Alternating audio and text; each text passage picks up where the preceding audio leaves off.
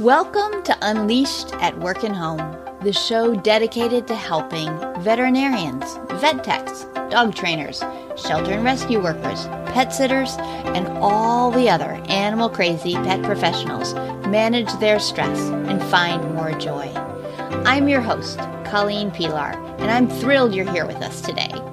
Make sure you hit the subscribe button on your favorite app so that you won't miss a single episode. This episode is brought to you by our free community, the Circle of Resilient and Thriving Pet Professionals. If you like the ideas shared here, then you're invited to continue the conversation with other lifelong learners in the community. You can find out more at colleenpilar.com. It's the perfect place for you to learn cool stuff, feel good, and take action to create the life you love. Come join us. Two people I dearly love have been diagnosed with COVID in the past 24 hours, and both of them have underlying medical conditions. I'm tempted to freak out, but that won't help.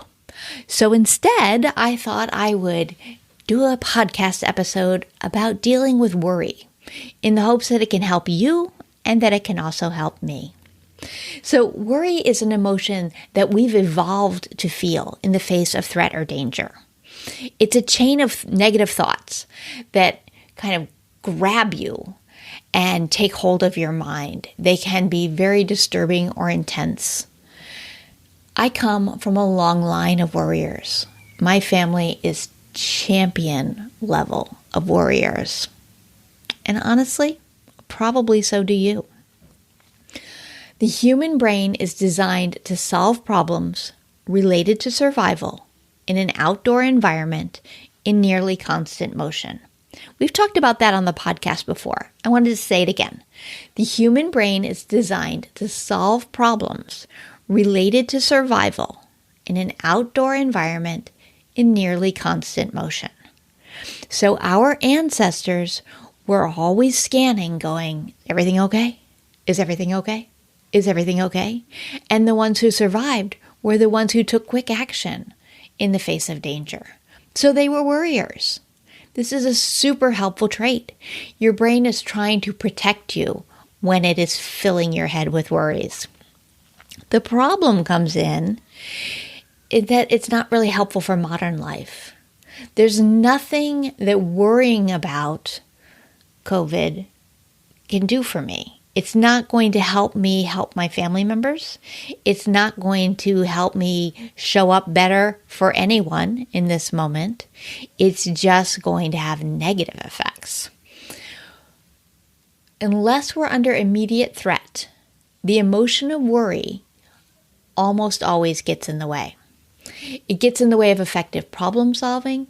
It gets in the way of clear thinking. It gets in the way of executive function, and it gets in the way of your social skills.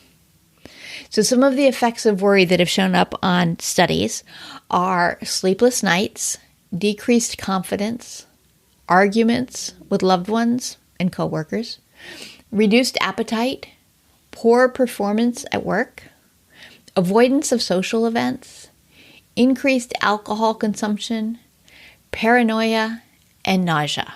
Woohoo! What fun. Who wouldn't want that? So there are lots of, trite sayings. Like, I love the song, Don't Worry, Be Happy, the Bobby McFerrin song. I just don't think it's all that realistic for me most of the time when I'm worried. So it can feel sort of silly to say, oh, don't worry about that. There's nothing you can do about that. But it's not completely unrealistic. We need to set some goals, and having an understanding of worry can be very helpful for that. So when we're faced with worry, as I am in this moment, first stop and appreciate what worry is doing for you. Worry is trying to protect you. Worry is trying to keep you safe. Worry is trying to prevent you from feeling any sort of negative emotions. But you're kind of paying for them up front because you're experiencing negative emotions in an attempt to avoid future negative emotions. Learning to build your tolerance for uncertainty is hugely helpful. Our brains crave certainty. We have even phrases, better the devil you know than the devil you don't. We like predictability, even if it's bad. So becoming more comfortable with not knowing is a valuable skill. Learning to recognize and calm the physical sensations of worry is also extremely valuable. There is a reason our feelings are called feelings. We have physical sensations that are tightly wound to what is happening in our brains. And for me, worry creates sort of a clenching kind of in my solar plexus and a forward motion. Like, I want to do something. Please let me do something. And there's really not something I can do. So when I can recognize those physical sensations, I can learn to address them and soothe them. And also reminding yourself that you're going to handle whatever comes your way. So far, you have a track record of 100% of showing up for your days and dealing with what was there. And some of them may not have gone the way you hoped, but you're still here and you're still trying. So you will handle what comes your way. And if your mind goes to worst case scenarios, as most of our minds are willing to do at time to time, challenge yourself to spend some time exploring best case scenarios and also most likely scenarios. It's really difficult when you're in a state of worry to move toward a best case scenario. What could possibly be good about this situation?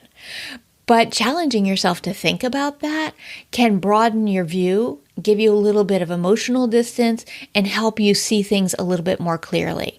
And then you'll be able to identify what really is the most likely scenario. And from there, you'll be able to make better choices. Alicia Obando and I did an episode on the worst case, best case, most likely problem-solving tool, decision-making tool in episode 57. So I'll link to that in the show notes too, in case you're interested to check that out. Learning to recognize and control worry can really help you stay in problem-solving mode, and it can also help you avoid escalating into fear, panic, or anxiety, which is what my immediate response was when I heard the news about my loved ones. So being very conscious about what is happening for you and what will be helpful to you is an important tool when you're dealing with stressful situations. In addition, self-compassion plays an important role here in dealing with worry.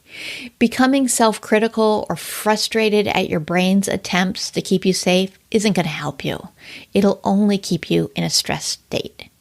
So for me, today, I'm trying to follow my own advice. I'm reminding myself to focus more on what I can do to be helpful than on the worries about my powerlessness. I'm paying attention to my body's signals, and I'm taking time to breathe and recenter myself when the worry builds up. And I'm making sure to reality check my thinking and to not project too far into the future, but to just focus on the here and the now. What is helpful? What should I do? So those are some thoughts about worry. And I want to tell you that worry is a normal human response. We all do it. But learning to deal with it is really powerful and really important, and not necessarily something that we can always do on our own. So if it is something that you would like to learn more about, we can do that in a coaching call. So you know how to reach me if you ever want to work on your own tools for dealing with worry. In the meantime, have a great day, and I say, don't worry, be happy. Maybe we can all go play Bobby McFerrin for a while. Thanks for listening to Unleashed at Work and Home. I invite you to come learn more at colleenpilar.com, where you can be steady, be strong, and be long.